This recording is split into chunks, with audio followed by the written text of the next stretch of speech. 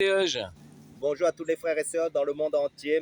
Je suis le frère CL de l'île de la Réunion, docteur enseignant de la parole de Dieu en Yahushua Mashiach, notre Seigneur Jésus-Christ. Soyez tous les bienvenus sur cette chaîne, car sur cette chaîne, nous parlons que du Seigneur Jésus-Christ.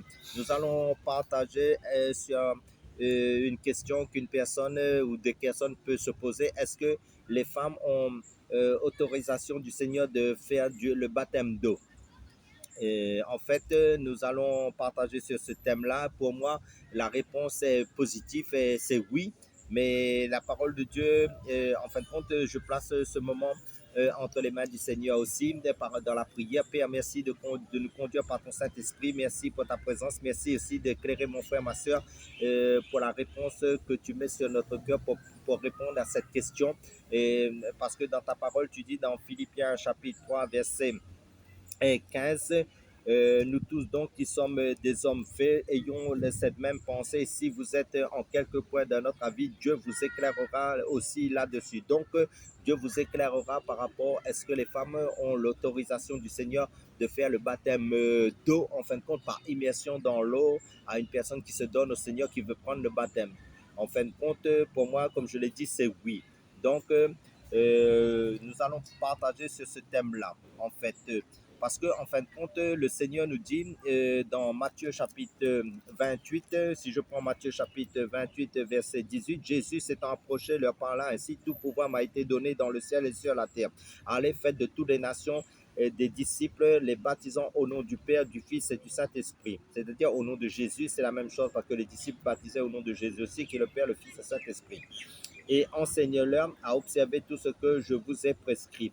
Et voici, je suis avec vous tous les jours jusqu'à la fin du monde. Là, le Seigneur nous dit aux disciples, ça veut dire hommes et femmes y compris, parce que nous sommes tous disciples de Christ, si nous sommes engagés en Christ, si nous sommes convertis en Christ, et si nous avons donné notre vie au Seigneur Jésus-Christ pleinement, et si nous sommes baptisés du Saint-Esprit. Imaginez-vous s'il y a des femmes qui veulent le baptême d'eau, et si parmi vous, il y a des femmes aussi qui sont baptisées du baptême du Saint-Esprit, en fin de compte, qui sont disciples de Christ, en fin de compte, et que leur vie est en règle avec le Seigneur, qui a un bon témoignage aussi des frères et des sœurs, ils peuvent, en fin de compte, plonger dans l'eau par immersion les personnes qui veulent se faire baptiser, à condition que leur vie soit en règle, qu'ils ont un bon témoignage aussi.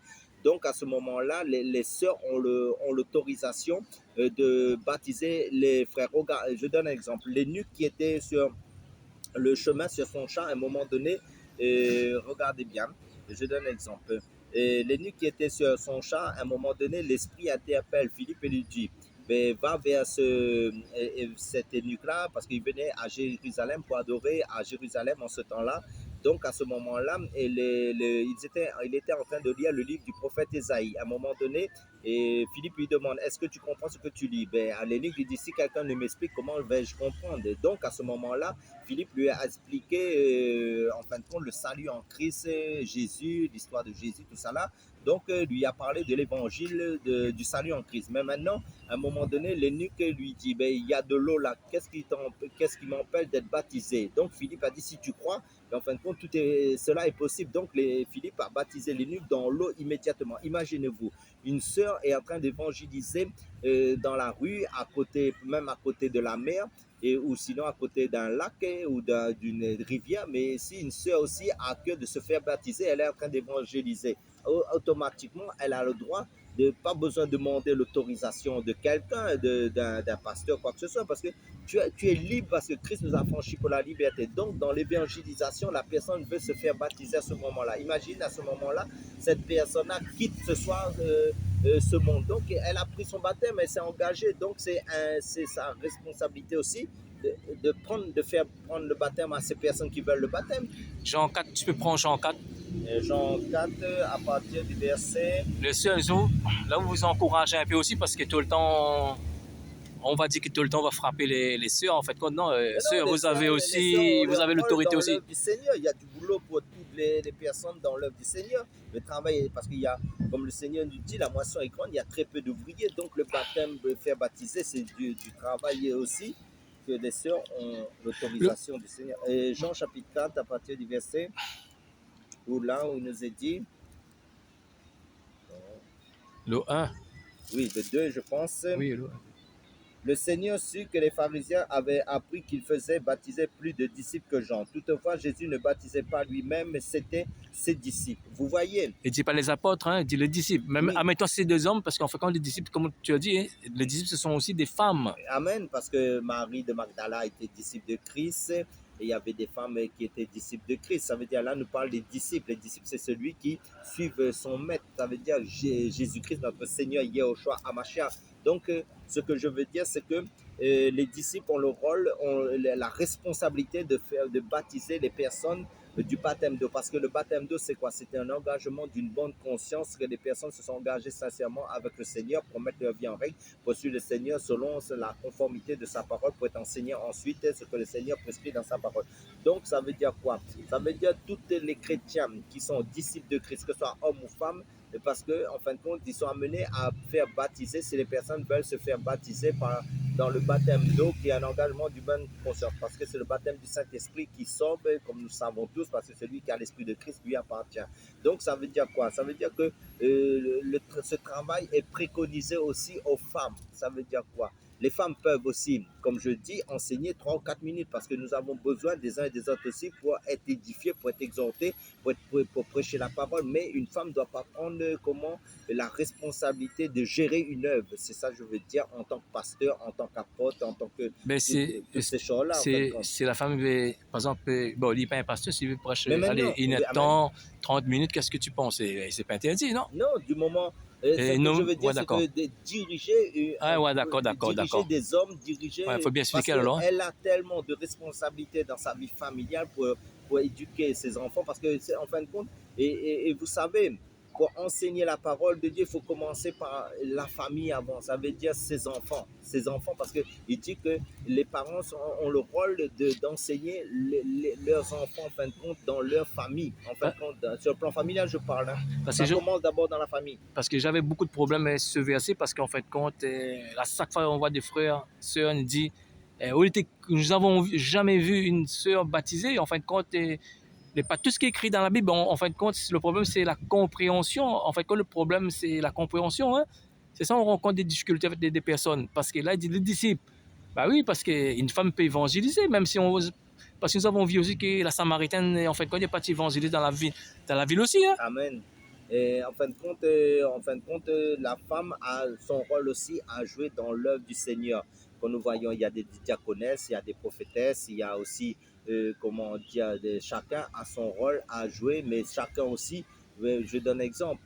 Si tu es disciple de Christ, tu as donné ta vie au Seigneur et tu es baptisé du Saint-Esprit, le Saint-Esprit va te conduire, va te parler pour faire l'œuvre de Dieu là où Dieu t'a placé et va convaincre les cœurs des personnes aussi pour confirmer ton appel, pour confirmer ton rôle dans l'Église. Ces personnes ne va contrecarrer le plan de Dieu parce qu'ils vont rencontrer le Seigneur. Rappelez-vous quand l'apôtre Paul a combattu l'Église, il croyait combattre l'Église, mais il combattait Christ. Donc, si Dieu t'a appelé dans telle grâce, en fin de compte, personne ne pourra stopper l'œuvre de Dieu dans ta vie. Parce que pourquoi? Dieu est au contrôle de toutes choses. Parce que Jésus a bien dit, je bâtirai mon église, les portes du séjour des morts ne pourront pas contre elle. Donc si Dieu va parler à la femme de son rôle, elle a un jeu parce que, en fin de compte, son rôle est primordial dans le corps du Christ. Hein. Tu peux prendre Marc 16, verset 17-18. On voit que même en France, il y a beaucoup d'endroits hein, et que les femmes, il laissent les femmes baptisées, les sœurs, les disciples. Après, il y a des endroits qui ne veulent pas, qui critiquent. Amen. En fin de compte, le problème, je dis toujours, c'est la compréhension des Écritures. Hein. C'est ça le problème parce qu'en fait, compte... Je commence à partir du verset 15 où il nous est dit, puis il leur dit, allez par tout le monde et prêchez la bonne nouvelle à toute la création. Celui qui croira et qui sera baptisé sera sauvé, mais celui qui ne croira pas sera condamné. Voici les miracles qui accompagneront ceux qui auront cru en mon nom. Ils chasseront les démons, ils parleront de nouvelles langues, ils saisiront des serpents, ils boivent quelques breuvages mortels, il ne leur fera point de mal. Ils imposeront les mains aux malades et les malades seront guéris. Le Seigneur, après les avoir parlé, fut enlevé au ciel et il s'assit à la droite de Dieu et ils s'en allèrent et prêchaient partout. Le Seigneur travaillait avec eux et confirmait la parole par les miracles qui l'accompagnaient. Donc Dieu démontrait sa parole par les œuvres de l'Esprit des miracles. Et c'est pour ça que les femmes ne sont pas épargnées de cela aussi. Parce qu'en fin de compte, les femmes ont leur rôle à jouer selon la foi qu'elles ont reçue, selon la parole qu'elles ont reçue pour travailler dans le corps du Christ. Frère Serge, c'est une très bonne question. Parce que nous avons vu que dans la Bible même, nous n'avons jamais vu une femme chasser les esprits. Et pourtant, là, on dit, hein, et c'est lui qui croit en son nom. Oui. Même un enfant disant qu'il croit le nom de Jésus pourra chasser les démons parce que c'est lui qui croit en son nom. Ben, dans la Bible, il ne dit pas tout. Si on base simplement sur la Bible. Par exemple, si tu prends Jean 20, verset 30, tu peux regarder. Jean 20. Ouais, il faut la compréhension parce que Jésus dit dans sa parole, Luc 24, verset 45, alors il est ouvert l'intelligence afin qu'il comprenne les Écritures. Il faut crier au Seigneur pour qu'il nous ouvre. Jean 20, chapitre 30. Jean 20, chapitre 20, verset 30. 30. Jésus a fait encore en présence de ses disciples beaucoup d'autres miracles qui ne sont pas décrits dans ce livre. Mais ces choses ont été écrites afin que vous croyiez que Jésus est le Christ, le Fils de Dieu, et qu'en croyant, vous ayez la vie en son nom. Ouais, il n'y a pas tout écrit dans la Bible. Nous n'avons pas vu une femme chasser les démons, mais pourtant, s'ils ont le Saint-Esprit, ils peuvent chasser les démons. C'est pour ça que la parole de Dieu dit ceux qui sont conduits par l'Esprit sont fils ou filles de Dieu. C'est pour ça qu'il dit que le monde attend la révélation des fils et des filles de Dieu.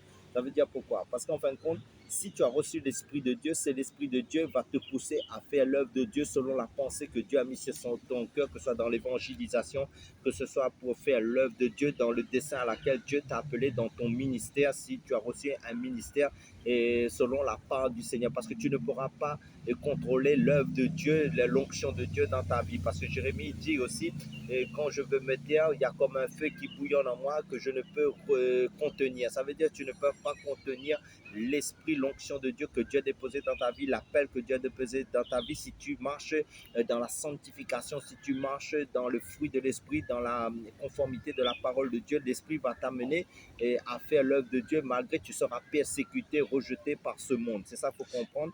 Donc tu ne suis pas un mouvement, tu suis le mouvement de l'esprit. C'est ça qu'il faut comprendre. En fait, là on voit que les femmes ont cru le nom de Jésus, ils ont le Saint-Esprit, ils sont des disciples, ils peuvent baptiser, ils peuvent aussi chasser les esprits. Ils peuvent même imposer les mains aux malades pour être guéris, ils peuvent parler en langue si Dieu les accorde de parler en langue, et nous voyons cela de nos jours en fin de compte. Donc ça veut dire quoi? Comme je dis, il y a du boulot dans le corps du Christ, nous ne sommes pas au chômage, c'est ça qu'il faut comprendre. Donc il faut se lever, il faut travailler parce que le Seigneur veut sauver les âmes et il n'y a plus de temps à perdre. Ce que nous sommes dans les derniers temps, ce qu'il faut comprendre, et Dieu recherche des ouvriers, des ouvrières sur le terrain, dans le corps du Christ pour œuvrer, pour travailler, pour faire, pour que son œuvre avance selon la grâce que chacun a reçue dans sa vie de la part du Seigneur. Si on base plutôt sur les hommes, ben, ça n'avance pas. Il faut les femmes aussi qui évangélisent. Même si nous n'avons pas vu que les femmes, Jésus dit clairement, mais on voit une image que la Samaritaine a parti prêcher dans la Samarie. Parce qu'il y a des hommes comme la Samaritaine, c'est vrai, elle a annoncé dans son village Jésus, et donc la parole a été diffusée à travers de la servante du Seigneur. Donc ça veut dire quoi? Ça veut dire que nous devons servir Jésus-Christ, nous devons servir à l'œuvre du Seigneur Yahushua Mashiach, notre Seigneur Jésus-Christ, pour laquelle Dieu nous a appelés. Donc si tu es en règle avec le Seigneur, ça veut dire que le Seigneur va te conduire dans le mouvement de l'Esprit par son Saint-Esprit, dans l'œuvre à laquelle il t'a appelé pour gagner des âmes sur le chemin, sur le terrain, dans l'évangélisation, dans la moisson. Quand la moisson est grande, il y a peu d'ouvriers et le Seigneur recherche des ouvriers pour son œuvre. Tu dois te lever et te mettre au travail, car il y a beaucoup de travail dans le corps du Christ, et le Seigneur nous dit aussi de travailler de mieux en mieux à l'heure du Seigneur, car cela ne sera pas vain dans le Seigneur, et le Seigneur s'en souviendra toujours de ce que vous faites selon l'appel qu'il a mis sur ta vie. Et ne dit pas, voici les miracles qui accompagnaient les hommes, hein. Non, ceux qui auront cru. Ceux qui ont cru veut dire les femmes, il n'exclut pas les femmes. Après, nous avons vu qu'il y avait un faux apôtre qui habite à l'île de la Réunion. Hein. Et nous avons dit aussi que voici les miracles qui accompagneront ceux qui ont cru en mon nom. En fin de compte, ce verset n'est pas seulement pour les Juifs, pour toutes les personnes. Oui, parce qu'en fin de compte, Ce verset a été prophétisé pour tous ceux qui croiront en Jésus-Christ, parce que c'est seulement en Jésus-Christ que les œuvres du Seigneur, du Saint-Esprit s'accomplissent en son nom, si nous sommes en règle avec sa parole, si nous vivons en conformité à sa parole, parce que la parole de Dieu nous dit: ne vous conformez pas au siècle présent, mais soyez transformés par le renouvellement de l'intelligence, afin que vous discerniez quelle est la volonté de Dieu, ce qui est bon, agréable et parfait. Pourquoi? Parce qu'en fin de compte, ce qui est bon, agréable, parfait, c'est de faire la volonté de Dieu pour sa gloire. Parce que le Seigneur dit à la fin, beaucoup vont venir vers lui, vont dire: Seigneur, nous avons chassé des démons, tout ça là, mais maintenant, on a beaucoup, vous, retirez-vous de moi, vous qui me commettez l'iniquité. Ça veut dire quoi? Si quelqu'un sait faire le bien, ne fait pas, commet un péché. Donc, si nous savons que quel appel Dieu a mis sur notre vie, et si Dieu nous a parlé véritablement pour faire son œuvre, et si nous ne le levons pas, il y a des Satan, lui, il travaille, Satan amène chaque jour des âmes en enfer. Nous devons diffuser, propager l'évangile, que ce soit homme ou femme, nous devons être sur le terrain, nous devons être dans l'œuvre du Seigneur pour édifier, pour encourager, pour fortifier, pour enseigner, que ce soit 3 minutes ou 2 minutes, mais ceux qui sont appelés au ministère pastoral, qui sont les hommes, en fin de compte, chacun a son rôle à jouer dans le corps du Christ, donc chacun a son poste dans le corps du Christ, et le Seigneur veut des ouvriers qui soient actifs, qui soient réactifs à sa volonté pour œuvrer pour sa gloire. Voilà, pour encourager aussi les sœurs. Hein, et en fin de Amen. compte, vous avez pas le droit d'être pasteur. Ça, nous sommes tous d'accord. Hein. Et par contre, vous pouvez évangéliser, vous pouvez chasser les démons, vous pouvez baptiser. C'est pas un problème parce que vous êtes des disciples. Amen. Après, si vous rouvrez une chaîne YouTube, vous parlez dessus, et c'est pas grave parce que du moment où le Seigneur a mis ça de votre cœur, mais pas vous nommer pasteur. Amen. Parce qu'il n'est pas biblique. Amen. Ce que je veux dire aux sœurs, en fin de compte, ce que Dieu a mis sur ton cœur, et ce que tu as reçu du Seigneur, fais-le de tout ton cœur, en fin de compte, par rapport à l'appel que Dieu a mis sur ta vie, en fin de compte, d'être, comment dire, sous l'autorité du Seigneur selon sa parole, de ne pas, parce que imaginez-vous, si vous sortez du cadre aussi de l'autorité du Seigneur et vous êtes en dehors de l'autorité du Seigneur, quand vous allez être attaqué, vous n'arrivez pas à avoir l'onction, et quand je parle de l'onction, la provision pour pouvoir encaisser les coups, parce que ceux qui ont l'onction par rapport à leur ministère, Dieu les soutient, Dieu les protège, et vous êtes sous le refuge, non pas d'un homme, mais le refuge, l'abri du Très-Haut, notre Seigneur Jésus-Christ, pour se garder de tout problème, comment dire, qui n'est pas de votre ressort en fin de compte. Donc vous devez être, comment ne pas sortir du champ d'action à laquelle Dieu vous a appelé, pour ne pas recevoir des coups inutiles. C'est vrai, mon frère, parce qu'en fin de compte, parce que Dieu nous appelle à évangéliser, même les femmes qui, lorsqu'il va évangéliser, la main du Seigneur sera avec eux. Hein. En fait, lorsqu'on nous sommes des pasteurs, femmes pasteurs, en fait, quand le Seigneur sera pas ces femmes-là, parce qu'en fait, quand c'est pas lui qui établit les femmes pasteurs. Et là où on aurait beaucoup de combats, hein, comme frère Serge a dit. En fait, vous vous mettez en danger quand vous n'êtes pas sous l'abri du Seigneur, sous ses règles à lui. C'est comme si vous sortez, vous allez faire des accidents, comme une voiture. Une voiture, dans le naturel, s'ils suivent le code de la route, ils respectent le code de la route en règle générale, quand au stop, il va stopper.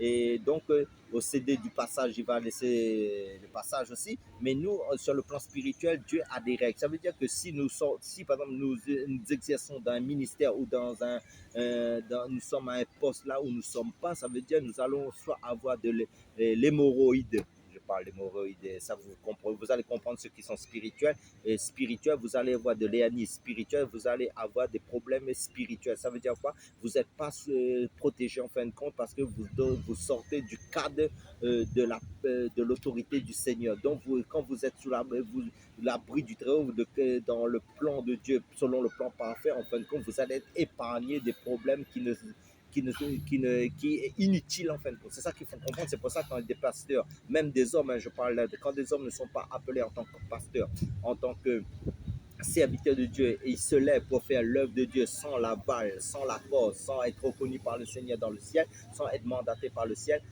par le Seigneur en fin de compte. Et donc, il y a certains qui tombent dans la dépression, il y a certains qui sont attaqués par des esprits de folie, il y a des personnes qui sont vraiment, ils se retrouvent à l'hôpital, il y a des personnes qui vont abandonner, comment dire, ce ministère à laquelle ils ne sont pas appelés. Peut-être ils vont exercer 1 an, 2 mois, quelques jours, mais quelques temps, mais après, pendant un temps, vous allez voir, on ne va plus parler de ces personnes, on ne va plus entendre parler de ces personnes-là. Pourquoi?